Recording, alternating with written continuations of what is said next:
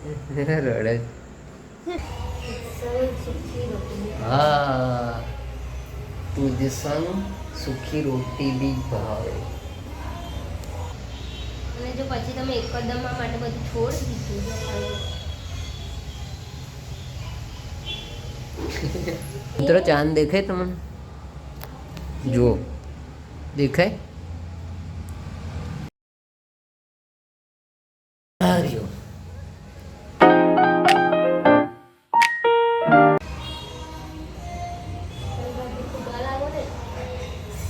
મને નહીં ફાવતું.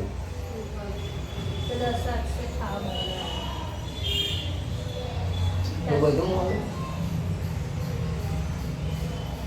તો જો આ ભાજી કૂટી પછી બનાવી રોટલા બનાવી પછી જઈને તમે ખાશો. કારણ કે તમે ભાજી કૂટવાની સાથે પણ ખાતો ખાવ બહુ જ સારી રીતે. તો કઢી ભાવે કે પછી ભાજી રોટલા કઢી ખીચડી ભાવે કે પછી ભાજી અને ભાજી રોટલા કમ પહેલાં તો નતા ખાતા એટલું બધું કઢી લાગતી કઈ ખાતો તો તું આવી પછી પેલું નહીં કયું હતું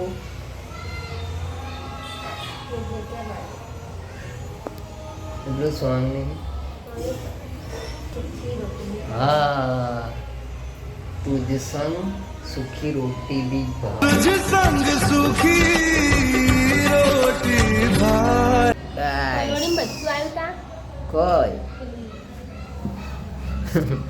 ઓ મિત્રો હાઈવે પર ગાડી આવી ગઈ છે.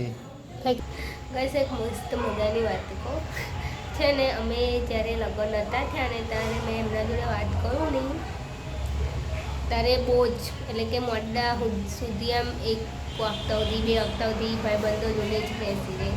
અને જ્યારથી લગ્ન થયા 1 વર્ષ ને કેટલા મહિના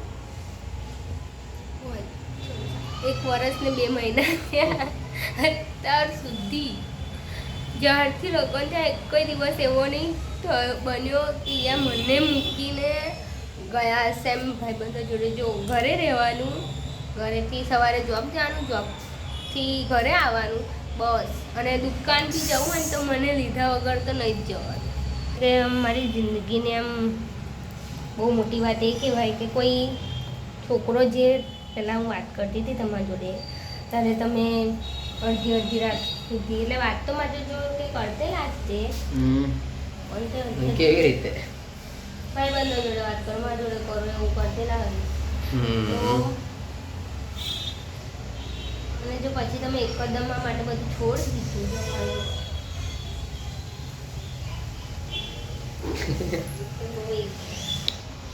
અને ગાઈસ અત્યાર બી આવે ને કંઈકમાં જોડે જ રહેવાનું. ખાવા બનાવતી હોય તો તઈ બેસી રહે કે નહીં રહેતા.